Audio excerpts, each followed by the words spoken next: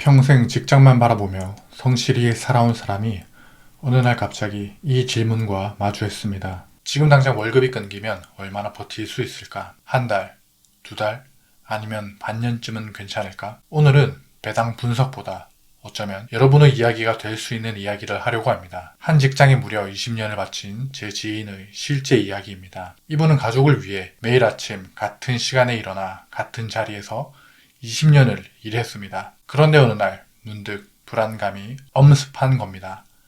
생각보다 꽉 막힌 조직, 생각보다 발전이 없는 사람들, 그 속에 속한 나, 여기서 내 미래를 찾을 수 있을까?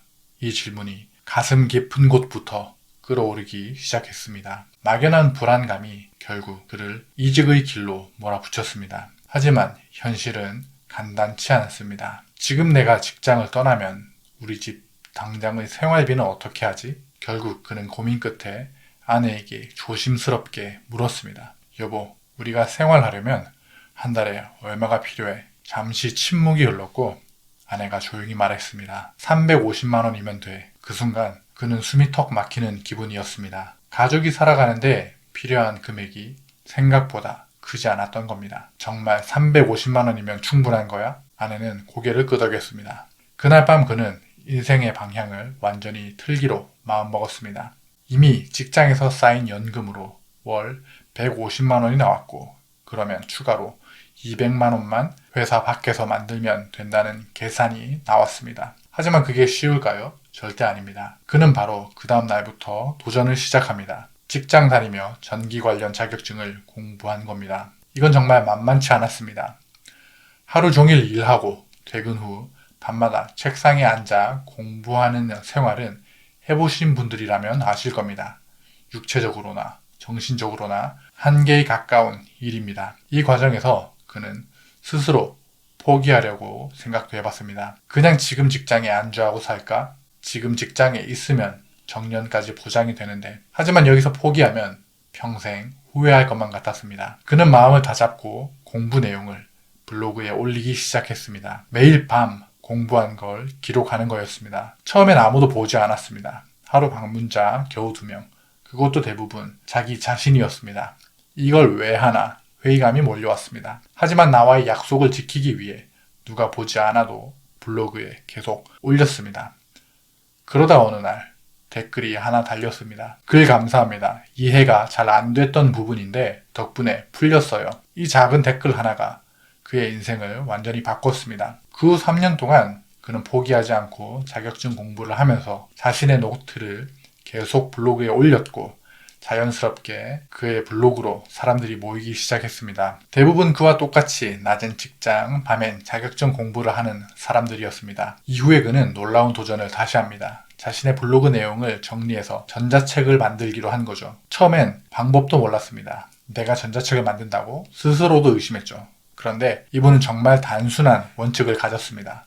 모르면 배우자. 단순한 생각이지만 강력한 생각이었습니다. 그는 결국 전자책 제작법을 배웠고 지금은 전자책으로 매달 100만 원의 수입을 올립니다. 여기에 부동산 임대 수입 50만 원까지 더해지니 이제 월급 없이도 300만 원이 들어옵니다. 기억하시나요?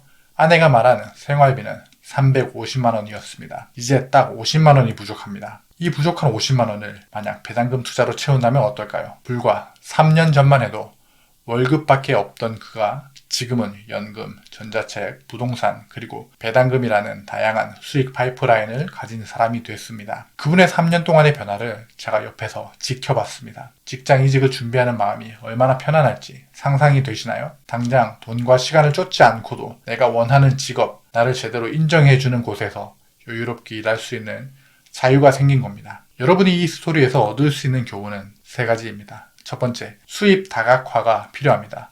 월급이 안정적이라고요? 절대 그렇지 않습니다. 우리는 일생에 한 번은 은퇴를 합니다. 그리고 월급은 10년, 20년 노력의 대가입니다. 반면 부업이나 배당금과 같은 수입은 다릅니다. 처음부터 클 필요가 없습니다.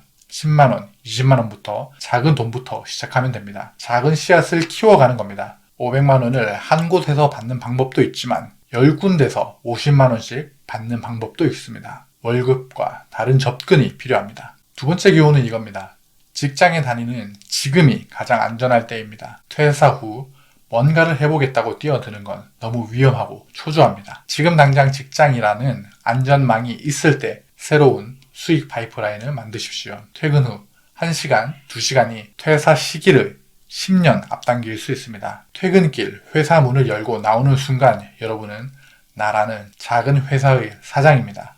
월급에 취해 은퇴를 잊지 마세요. 세 번째 교훈은 안정수고의 성장이 여러분에게 필요한 것일 수 있습니다. 야구에선 홈런만이 점수를 내는 길이 아닙니다. 1루씩 꾸준히 진출한다면 결국 승리할 수 있습니다. 홈런보다 1루씩 꾸준히 진출해서 결국 승리하는 게임이 가장 안전하면서 확실한 방법입니다. 이분도 직장을 다니며 꾸준히 자기 개발을 해 자격증을 땄고 공부한 것을 바탕으로 전자책을 만들었으며 그리고 배당주에 투자했습니다. 저도 직장 다니며 법인을 설립했고 배당 투자를 했으며 법인 투자와 유튜브도 운영하고 있습니다. 제가 생각하는 평범한 직장인이 성장하는 가장 확실한 방법은 리스크를 최소화하면서 성장하기입니다. 즉 안정 속의 성장입니다.